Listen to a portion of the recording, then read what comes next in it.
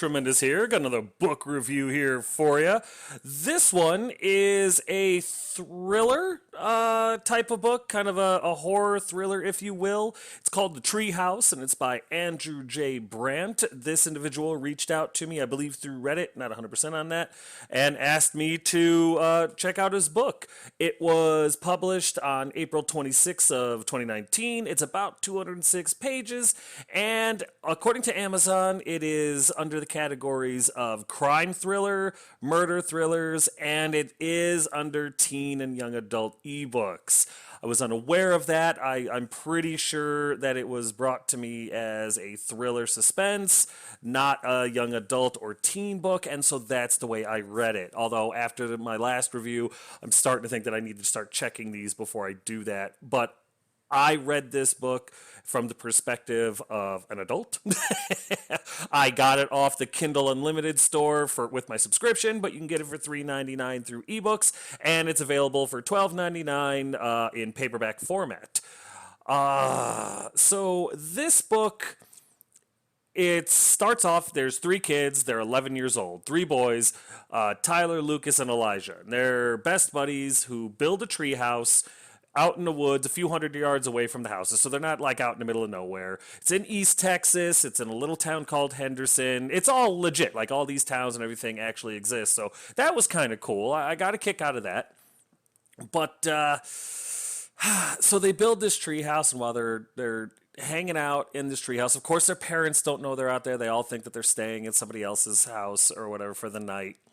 Basically, they see a guy, a shadowy, dark figure, bury a body in a plastic bag in the ground, and of course, it freaks them out.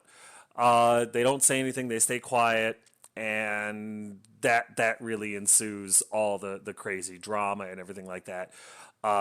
Tyler's older sister, Allison, she's like 16 years old. She's got a boyfriend she's hot and heavy with in a parked car. Windows are all fogged up and everything like that.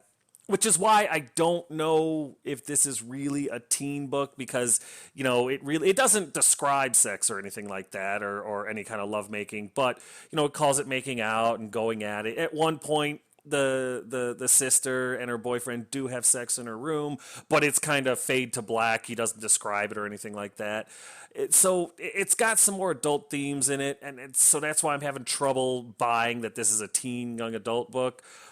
But it's just the plot, even for a teen young adult in this genre.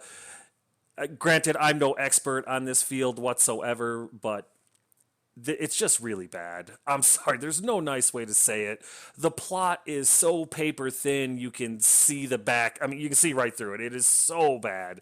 So the three kids, of course, they don't want to say anything to the cops because they're afraid they're going to get in trouble.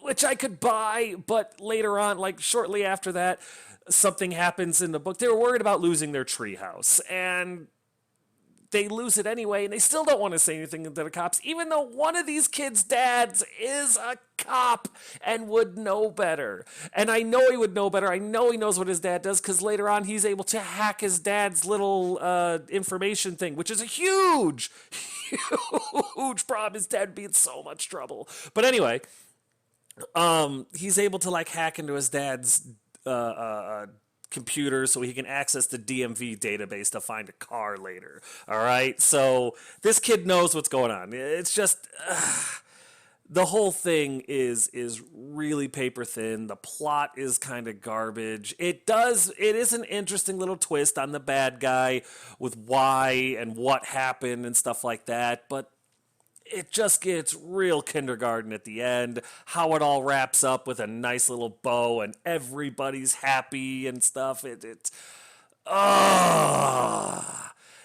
So yeah, I wasn't a huge fan of this story at all. The parents are all oblivious, like Stephen King level parent oblivious to everything. Although they come off as overprotective, they're super unaware. Like, the girls, the Allison, the 16-year-old girl, her boyfriend climbs into her window all the time because there's a blind spot in their security system in the house. She sneaks out all the time to go mess around with him in the car because it says in the book they do it all the time. She does it so often, she's an expert at sneaking out of her window now because she knows that a blind spot, she knows how not to get caught, blah, blah, blah. It's like, come on.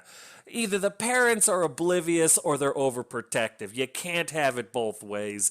The kids are stupid as hell, but at the same time, they're resourceful. It's like, which is it? Come on.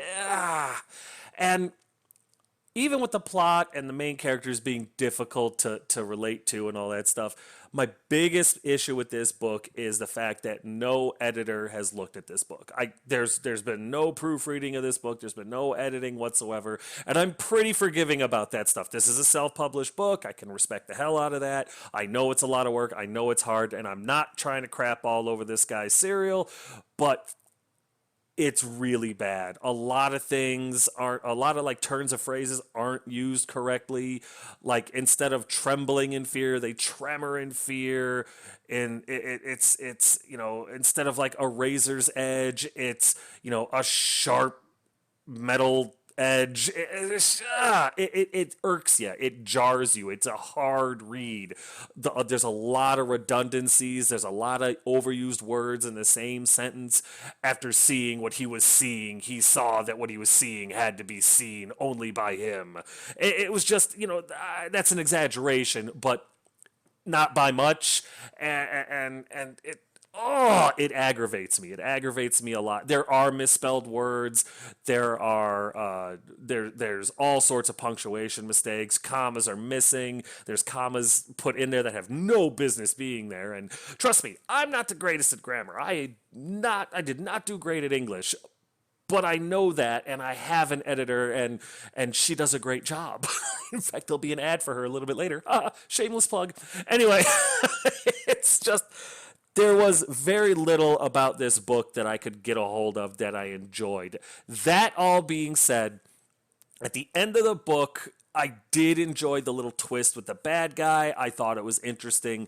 The reasoning, like you don't always get the bad guy's motivation in these things, and you do get the motivation of the bad guy. I like how manipulative the bad guy is, and I also like, how it worked out. It's a bit of a tearjerker moment. I won't lie. I sniffled, but that was delivered well. The problem is it just wasn't earned. The last 5% of the book was like, oh, okay, this is the ending to a much better story, and I didn't get that in this book. So unfortunately, I have to rate this one 2 stars out of 5. I just didn't like it. And when I get into the spoilers, I can go deeper and explain more. So if you're interested, stick around for that. But if not, hey, you know what? There's the link to buy this book is going to be in the description. It's not an expensive book. It's not a long read. It's a difficult read. But if you can get past the grammar and stuff like that, you can check it out. And hey, let me know what you think. Say something in the comment section. Tell me why you agree. Tell me why you disagree. Maybe I'm missing something. I'm not the end all be all when it comes to books. I could always be wrong. But in this situation, I really don't think that I am. And overall, because of all the reasons that I just said, I'm not going to recap because it's redundant. It's definitely a 2 out of 5. So I'm going to go ahead and play an ad. And then afterwards, I'll get to the spoilers. So buckle up. Hey, also, everybody knows that just finishing a book isn't the entire battle. You gotta have an editor. Otherwise, there's a good chance your book is gonna be awful. So if you're looking for one, my editor, elatoria at Fiverr.com, is available for a very good price. If you want, go check her out. Spoilers are coming next, so if you're still here when the music stops, that's on you. Alright, guys and gals, you're still here, so let's get to the spoilers.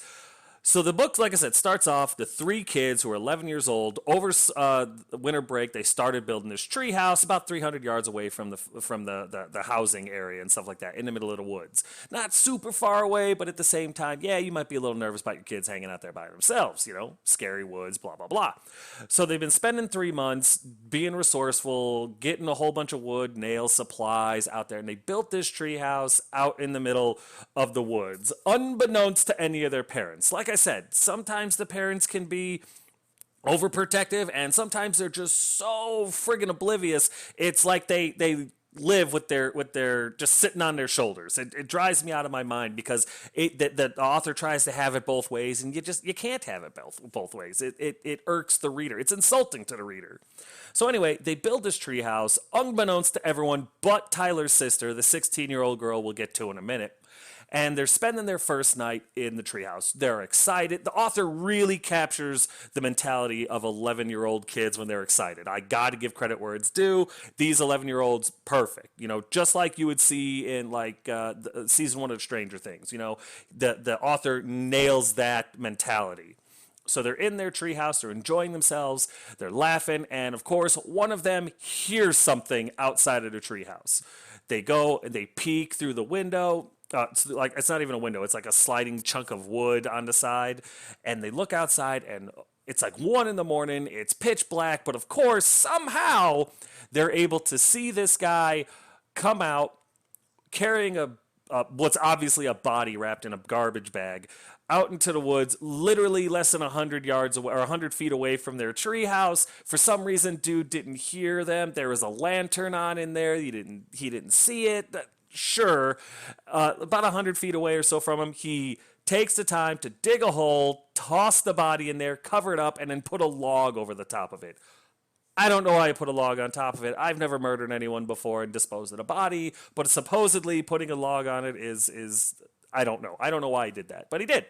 So the boys are terrified. They sit there for like an hour in silence, making sure that the dude left.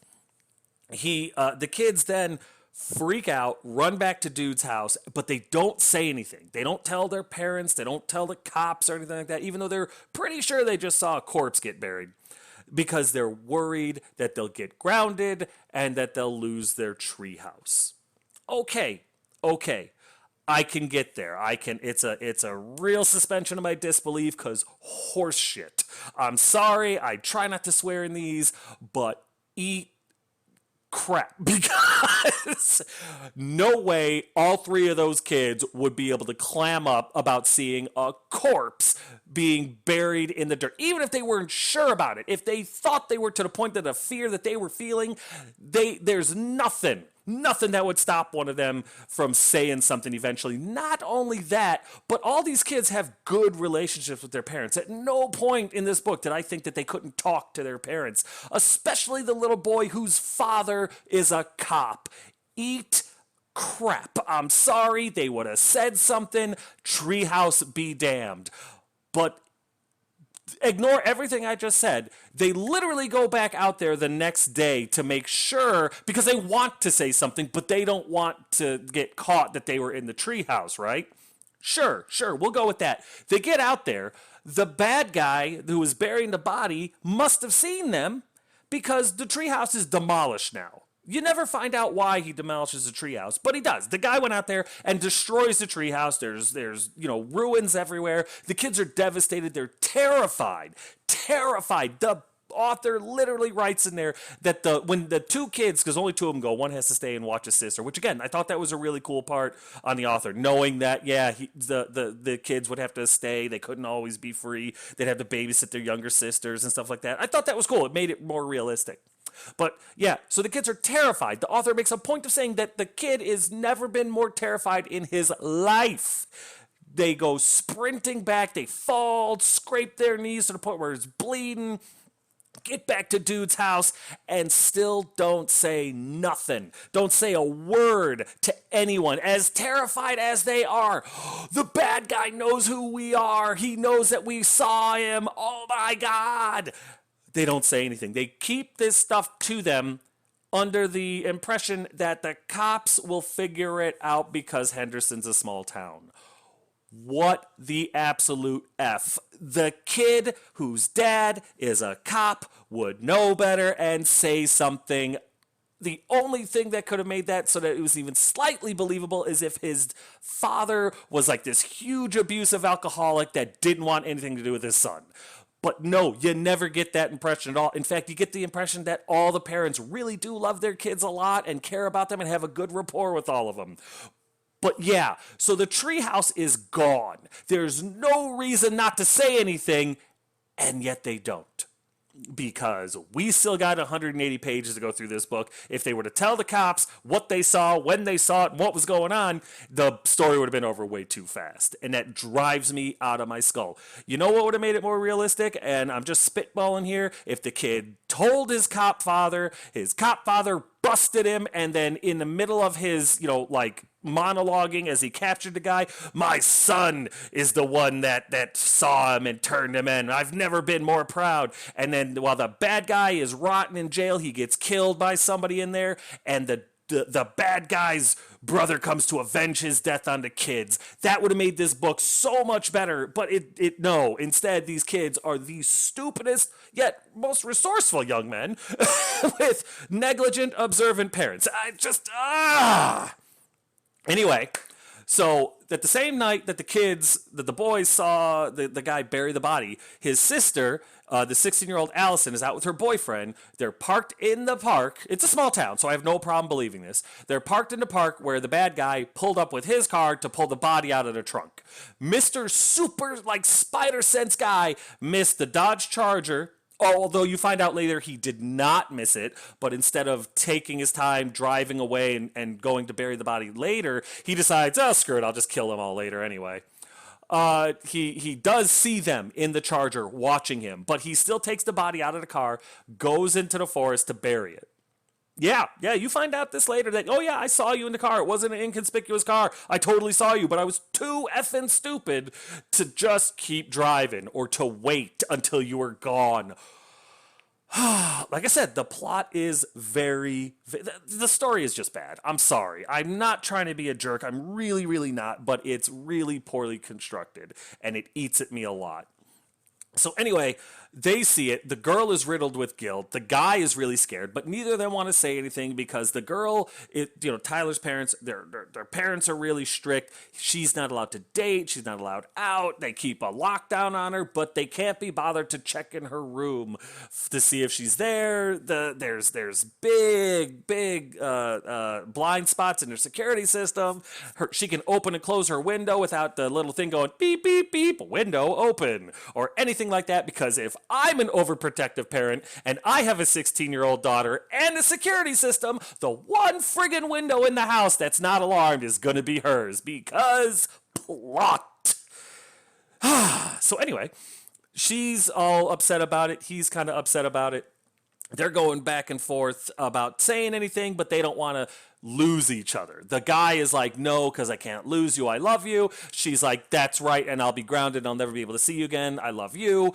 That I could buy until a few days later, because they're on like spring break or something like that. So they've only got, that's why they're out of school. They're on spring break. I'm sorry, I forgot to mention that. So anyway, literally like 4 or 5 days later, he breaks up with her. Okay? So this girl that he's stolen his parents' gun to protect her. He's swore up, down, left, right, and sideways that he loves her. They're having sex in her room and stuff like that because, the observant, negligent parents don't notice these things. And apparently she's really quiet, and so is he, which is, hey, good for them. They literally, he just dumps her. Like, there's no preamble or anything like that. They're all upset. They're freaking out because the bad guy, left a note on his car that basically said, I know who you are. I know you saw me. Don't say a word. So he panics and he's like, he's got a gun and he shows it to her. He goes over, you need to stay here where you're safe. I love you. Next effing day, I got to break up with you. She's like, why? It's just too much. I understand. And that's it. And then just because I think the author realized that was way too paper thin, he's cheating on her with her best friend. Just sure, we'll throw that in there because dude's got to be an asshat for whatever reason. It's just, the 180 is so jarring. It's like getting punched in the face by irony. I don't know what to tell you. It's horrible. So fast forward towards the end of the book, after a whole bunch of lunacy has happened, one of the Tyler kid has literally been chased while he's riding his bike in the middle of the street. The guy in his black Ford vehicle zooms up behind him, scares him to death for no reason. You find out later he did it to try to scare him, to make him not want to chase after him, not want to look into it anymore, which is just effing ridiculous. But yeah, that's what happens. So after all these horrible things have happened, the cops find the body. It's a murder. Everyone freaks out about it. There's a memorial service where they remember she's buried, and then that's it. The cops like lose interest in the case altogether. No leads, couldn't find anything out, have no idea what's going on. The guy was never said to wear gloves or anything. That just nobody's saying anything. Nobody's saying anything. All this crap is happening. This chick is dead. The daughter knew who she was. They were on the volleyball team in high school together. They literally saw each other a couple of weeks ago. Still, they've broken up. They've lost their treehouse. They've got nothing to lose. And they still don't say anything. Wait, it gets worse. So, fast forward a little bit longer. Her best friend comes back from her vacation. She's in San Antonio or something like that. She comes back from her vacation, hangs out with Allison, and goes, hey, I'm going to a party. You should come with. Allison goes, no, I don't want to go. So they all go to, she goes to the party, leaving her cell phone there for whatever. Oh, yeah, because her parents are tracking where her phone is at, and she wants to make sure that her parents don't find her phone. But the real reason that her best friend wanted to go to this party is because she wanted to hook up with Allison's ex-boyfriend who dumped her for this girl. It's just, what? What if Allison had said, yeah, screw it, let's go to the party? Then what? Then what? But, yep. That wasn't going to happen. Somehow, I guess maybe Allison's best friend had read this book and knew how it was going to work out. So that happens. It's also so that Allison can later on have her best friend's phone in her pocket for whatever effing reason, right? That being said as well, if her best friend's parents are really watching her phone like that, later on when she gets abducted, why didn't they see it and call the police or call her or anything? But again, you have either overprotective parents or super negligent parents, and they seem to be as bipolar as this entire plot line. So, I'm almost done. Allison is sitting in her room, and she gets a phone call. She gets a text from her ex-boyfriend that says, hey, I want to talk. She's like, fine, no sex. He's like, agreed, no sex. So, she's like, she unlocks her window and falls asleep. Little while later, she gets a phone call from her boyfriend's phone, answered it, it's the killer. He's like, you're going to do what I tell you to do, or I'm going to kill your brothers, and I'm going to kill your brother, and I'm going to kill your family. Allison doesn't argue. Like, there's no fight in her whatsoever. She doesn't disbelieve. She knows for a fact that it's the killer. She knows it in her soul. Fine, I can get there. He tells her, climb out of your window, go down 2 houses, and get into the car, or they're all dead. Doesn't dial 911, doesn't argue, doesn't ask what's going on, how do I know you're telling me the truth? She just does it. She jumps out the window. She doesn't, literally, she could just be 911, I'm being abducted. But nope, apparently this magical super being is going to murder her whole family. She's the stupidest person in the world is what I'm trying to say. So she gets into the car without any fight. He doesn't bind her. He doesn't gag her. He doesn't, blindfold her. He just, hey, I'm really sorry I got to do this to you, but I'm going to sell you to some people. I have to because my son has a heart condition and my wife lost her job, so we don't have insurance. And she just goes along with, she's literally sitting in the back seat of this car. Then the dude's driving her. He's not even blindfolded. He's not even masked. He's not, hiding his persona at all. It's just, oh, okay. So they have a very pleasant drive to this abandoned apartment complex or whatever the hell it is, where this guy basically, it's a staging area where he goes and he takes these girls that he sells to, at the risk of sounding racist, because this is what it says in the book, Mexican cartel guys. They drive up to East Texas apparently to pick up American teenage girls to bring into the sex trade down in Mexico. He tells her all this. He tells her she's going to be sold to these people, and she's upset, but it's more like she's disappointed. She's upset, but at least my family's going to be okay. That's how stupid she is. She really thought this guy could do something to her family. So anyway, she tells him, I got to use the bathroom. He's being super nice. He's like, fine, but the windows are barred and everything like that. You have 60 seconds and the door's opening. She gets her phone. She goes to the bathroom, finds her friend's phone in her pocket because apparently she missed that part in the plot where she was going to have a convenient phone. She doesn't call 911. Okay? She's able to unlock the phone. She knows her friend's code. She unlocks the phone, doesn't call 911. doesn't call her parents, doesn't call an adult. She sends her location to her little 11-year-old brother, hoping that he figures out that it's really her and that he comes to save her. I want you to stew on that for a minute, because that's what happens. She does at one point get really angry and attacks this guy, and actually does a pretty good job of whooping his ass, but then she gets her face caved in, her nose broken, her arm broken, and her hair pulled pretty good. Dude gets kneed in the groin and gets clawed in the face pretty good, but that's it. So now she's captured and she's SOL, right? She's going to go be somebody's, stuffed animal down in Mexico somewhere for the next 2 years. Guy keeps telling her 2 years, and then you'll age out, you'll be over 18, and no one's going to be interested in you, and you can find your way home. That's what he tells her, and she kind of believes him. It's like, wow. So what happens? The little brother gets this message from her sister's friend, confused, doesn't know what's going on, and all it is, it's not a text, it's nothing that says, hey, what's going on, or hey, follow me, hey, it's Allison, find me.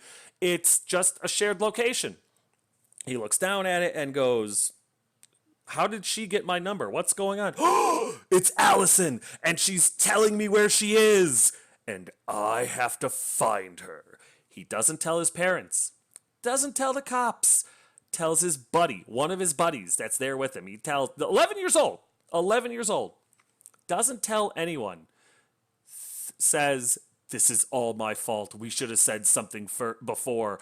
I'm going to go get my dad's gun out of his nightstand and we're going to go save her ourselves. Yeah, that's what happens. So the Lone Ranger and Tonto literally sneak out of the house because, again, the parents are either overprotective or negligent, depending on what the author needs. And they ride their bikes to the location shared on the phone. As they get there, the Mexican cartel Black Tahoe shows up. They go through the gate. Only one of them is able to make it through the gate.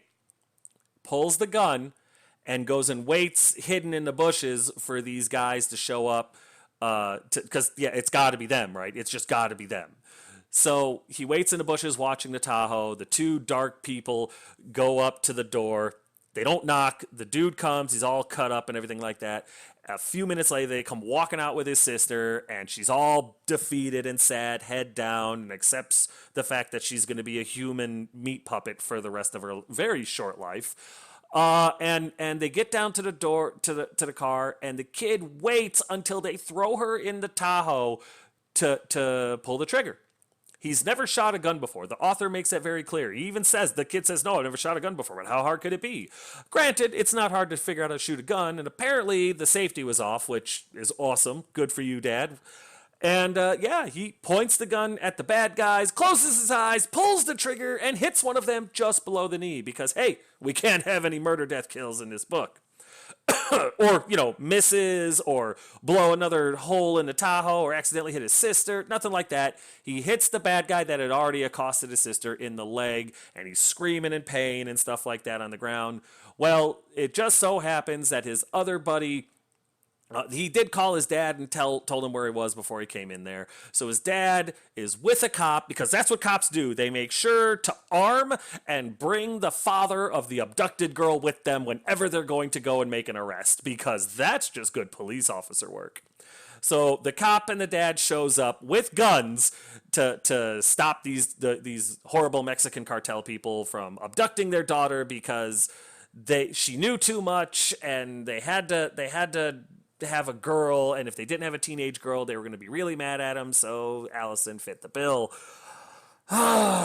So, yes, the Mexican cartel guys give up without a fight. The guy who's been clawed and shot gives up without a fight. Allison gets to the hospital, where she's given some, painkillers and rests for a few hours, and everything's fine. And then and the fact that the kids did all this, they're heroes. They're heroes. Nobody's in trouble. Nobody's mad at them or nothing like that. They're all heroes. There's an article in the paper. I think somebody threw confetti whenever they walked into the room. It was miraculous. flash forward to summer vacation, and they're 12 now, and they're in a new treehouse that they built, and they're yay. Allison works at the local pizzeria, and she loves her brother now, and she gives him free pizza whenever she can, and it's the best summer ever. The end. I didn't like this book. I don't want to talk about it anymore. I'm sorry. I really don't mean to be rude. I'm really not trying to be a jerk, but it's really bad. The grammatical, the redundant sentences, the run-on sentences, the lack of punctuation, the misspelled words, the misused turns of phrases and stuff like that. It's difficult to read. It was 200 pages and I was stumbling over it a lot. And it's got very little to grip you. It's got very little to hold your attention. And like the best part of the book was the end. I got to give it to the author. The twist that they turn out to be human traffickers and not just rapists or murderers. They're human traffickers. And the one girl that died, she was trying to escape, and he knocked her down, and she cracked her head open on the concrete. That's what he says. Could be a lie. I don't know, but it was very interesting. It was a neat little twist. I was just expecting a psychopath or something like that, but to make it actual human trafficking, that was interesting. And then when she does get rescued, it is a tearjerker moment. I won't lie. It affected me as much as I wasn't into this book, that the ending did catch my attention, and I was like, damn. So I'm going to give it 2 stars out of 5. I didn't like it. I didn't hate, I'm torn, so I'm going to give it the benefit of the doubt. I'm going to say 2 stars. I'm going to stick to the 2 out of 5 star rating, and I'm going to stick to that, because honestly, I don't know what else to say. If you want, like I said, the book will be in the description below. You can check it out yourself. It's not an expensive read. It's not a long read. And maybe you'll see something about it, because it's got a handful of reviews. It's got like 5 reviews right now, and they're all 5-star, with the exception of mine, which will probably be posted later. I rated it 2. I mean, integrity. That's what this whole thing is based off of. And I hope the author hears this, and I hope he takes it for the constructive criticism that it is, the passionate constructive criticism I'll give you. But it's not personal. I don't think he's a bad person. I don't think he's a bad guy or anything like that. I don't think he should stop writing. It's just, in my opinion, this story needs a lot of work. But again, feel free to get the book yourself. Read it. It's quick. It's easy. It's cheap. And disagree with me if you'd like. I'd love that. I'd love to be proven wrong. Point stuff out. Tell me why I'm wrong. Or if you agree with me, read it and tell me why you think I'm right. Let's have a discussion. I have no problem with that either way. But that's going to do it for this book report, guys. Book review, whichever. As always, if you have any questions, comments, concerns, or complaints, feel free to put them in the comment section below, and I'll get back to you as quick as I can. But as always, thanks.